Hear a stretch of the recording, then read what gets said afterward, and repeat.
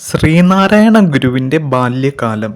മാടനാശാന്റെയും കുട്ടിയമ്മയുടെയും കടിഞ്ഞൂൽ സന്താനം എല്ലാവരുടെയും കണ്ണിലുണ്ണിയായി വളർന്നുവന്നു. നാരായണൻ എന്നാണ് കുട്ടിക്ക് മാതാപിതാക്കൾ പേരിട്ടിരുന്നത്. എന്നാൽ നാണു എന്നേ എല്ലാവരും വാത്സല്യപൂർവ്വം അവനെ വിളിച്ചിരുന്നുള്ളൂ.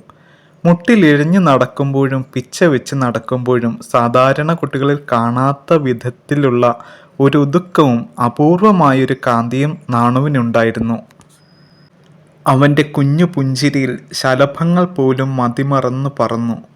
യാതൊരു നിർബന്ധവും പിടിക്കാത്ത ഒരു കുഞ്ഞു നാണുവിനെപ്പോലെ വേറെയുണ്ടാവില്ല എന്ന് പറഞ്ഞുകൊണ്ട് വയൽവാരത്തെത്തിയ ഇളയ അമ്മാവൻ കൃഷ്ണൻ വൈദ്യർ വാത്സല്യത്തോടെ നാണുവിനെ എടുത്തു കൊഞ്ചിച്ചു. വിശന്നാലും കരയില്ല, അയ്യോ കുഞ്ഞിന് വിശക്കുന്നുണ്ടാവും എന്നോർത്ത് കുട്ടിയമ്മ ചെന്ന് പാലു കൊടുക്കുമ്പോഴേ വിശപ്പിനെപ്പറ്റി നാണു ഓർക്കാറുള്ളൂ. കൊടുത്താൽ മാത്രം കുടിക്കും, അതാ പ്രകൃതം.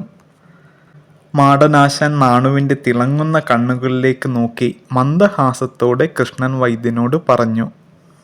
നേരം വെളുക്കുന്നതിന് മുമ്പ് തന്നെ കുട്ടിയമ്മ കുളിച്ച് ശുദ്ധമായി വന്ന് നിലവിളക്ക് കൊളുത്തി നാമം ജപിക്കുക പതിവായിരുന്നു.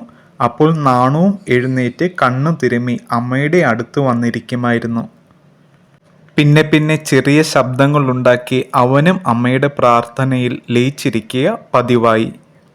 കുട്ടിയമ്മ ഒക്കത്തിരുത്തി ആഹാരം വാരിക്കൊടുക്കുമ്പോൾ നാണു വായി തുറക്കണമെങ്കിൽ ചുറ്റിലും വന്നു കൂടിയിരിക്കുന്ന പറവുകൾക്ക് കൂടി അതിൽ നിന്നും ഒരു പങ്ക് കൊടുക്കണമായിരുന്നു.